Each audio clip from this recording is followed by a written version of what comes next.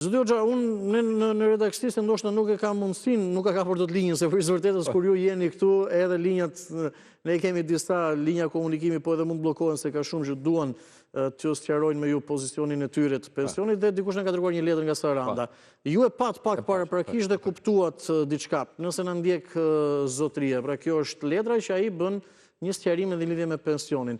Si është situata me këtë zotërisë? Pak e vështirë dhe për ta lexuar. Qytetari faktikisht me aq sa ka shkruar. Po. Kuptohet, po ta lexosh me vëmendje që në cilat kushte futet zotëria. Ai është një qytetar që si rezultati i mbylljes së ish ndërmarrjeve, ish kooperativave, edhe ky në 91-92 i ka rënë për pjesë që të dalë në asistencë. Dhe pas asaj s'ka patur mundësi të punoj, sido që tjetë, e i ka dalë në pension me moshën që ka në vitin 1999, me 24.000 lek, 29 vjetër si pune. 24.000 lek të vjetër ka qenë? Po, aq ka qenë atë kohë, dhe ka përfituar një pension të pjeshëm me 29 vjetë, sepse janë nevojtur më shumë, janë njëtur rreth varet nga kategoritë e punës, po si do qofte në asnjë nga ato kategoritë përcaktuar nga neni 92 i ligjit 7703 nuk futet në pensionet e plota, pra është në pensionet të pjeshëm. Pavarësisht se qytetari pretendon që ka rreth 44 vjet, e kuptoj. 44 vjet e pak.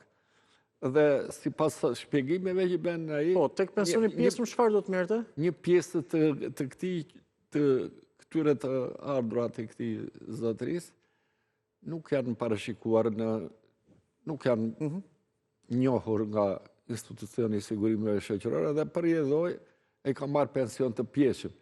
Pretendon që të njihen në këto vite që unë i kam, vërtet thot, po pse mos na njihen me ligjin 7 të vitit 2025 që ai nuk e ka veprimin për e ka për 25 që shmertuar dhe pas. Ai ka përfituar një pensioni deri në vitin 2025 dhe nuk mundet të trajtohet me ligjin 7 të vitit 2025. Pra, e vetë me rrugë për të unjojtur edhe për të brengë që ka është vetëm rruga gjyqësore, e cila sa më shumë largohet në kohë, me vështirë, sepse vetë mosha nuk e lejon.